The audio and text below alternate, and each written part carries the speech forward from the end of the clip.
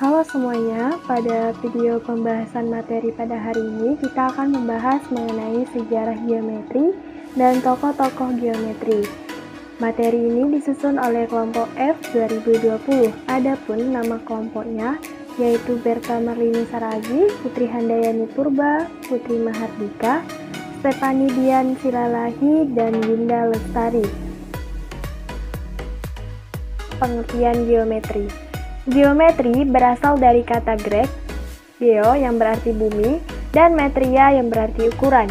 Geometri merupakan salah satu cabang dalam ilmu matematika.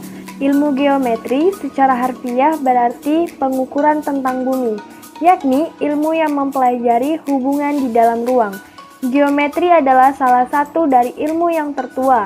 Sejatinya, ilmu geometri sudah dipelajari sejak peradaban Mesir kuno, masyarakat lembah Sungai Indus, dan Babilonia. Peradaban-peradaban kuno ini diketahui memiliki keahlian dalam drainase rawa, irigasi, pengendalian banjir, dan pendirian bangunan-bangunan besar. Selanjutnya mengenai sejarah singkat geometri. Paling tidak ada 6 wilayah sebagai penyumbang ilmu geometri.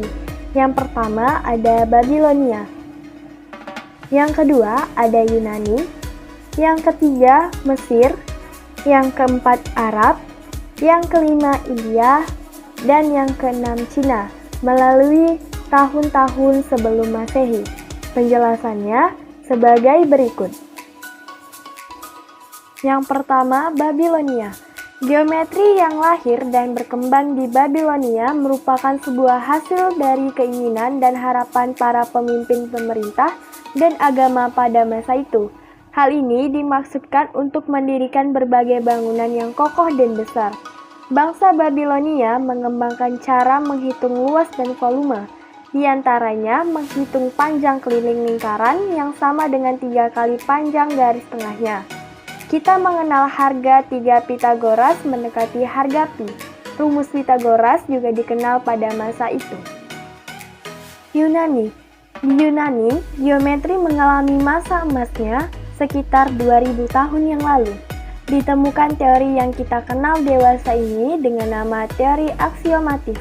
Dari sebuah aksioma diturunkan berbagai dalil, baik dalil dasar maupun dalil turunan. Dari era ini, kita juga memperoleh warisan buku geometri yang hingga kini belum terbantahkan, yaitu geometri Euclid. 3. Mesir. Bangsa Mesir mendiami wilayah yang sangat subur di sepanjang Sungai Nil. Pertanian berkembang pesat. Pemerintah memerlukan cara untuk membagi petak-petak sawah dengan adil. Maka geometri maju di sini karena menyajikan berbagai bentuk poligon yang sesuai dengan keadaan wilayah di sepanjang Sungai Nil itu. 4. Arab. Di awal perkembangan Islam, para pemimpin Islam menganjurkan agar menimba ilmu sebanyak mungkin. Kita kenal, belajarlah hingga ke negeri Cina. Dalam era itu, Islam menyebar di Timur Tengah, Afrika Utara, Spanyol, Portugal, dan Persia. Para matematikawan Islam menyumbang pada pengembangan aljabar, astronomi, dan trigonometri. Trigonometri merupakan salah satu pendekatan untuk menyelesaikan masalah geometri secara aljabar yang dikenal menjadi geometri analitik. Mereka juga menyumbangkan polinomial. 5. India. Di India, para matematikawan memiliki tugas untuk membuat berbagai bangunan pembakaran untuk korban di altar. Salah satu syaratnya adalah bentuk boleh atau bahkan harus berbeda, tetapi luasnya harus sama.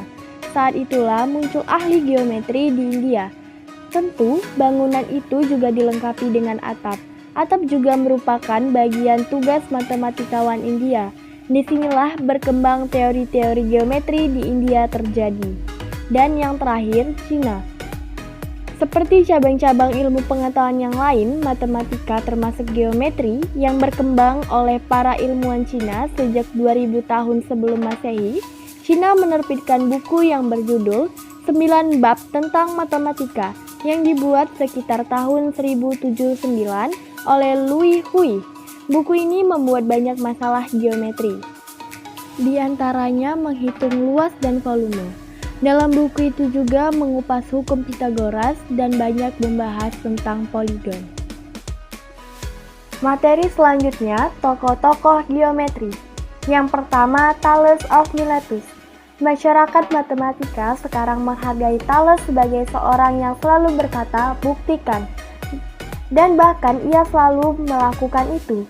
Dari sekian banyak teorema adalah 1.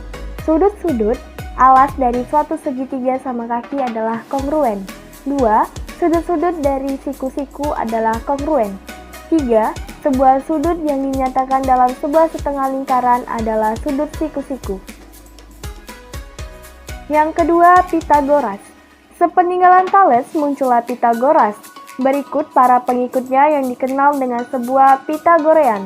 Melanjutkan langkah Thales, para Pythagorean menggunakan metode pembuktian tidak hanya untuk mengembangkan teorema Pythagoras, tetapi juga terhadap teorema-teorema jumlah sudut dalam suatu poligon, sifat-sifat dan garis-garis yang sejajar, teorema tentang jumlah-jumlah yang tidak dapat diperbandingkan, serta teorema tentang 5 bangun padat beraturan.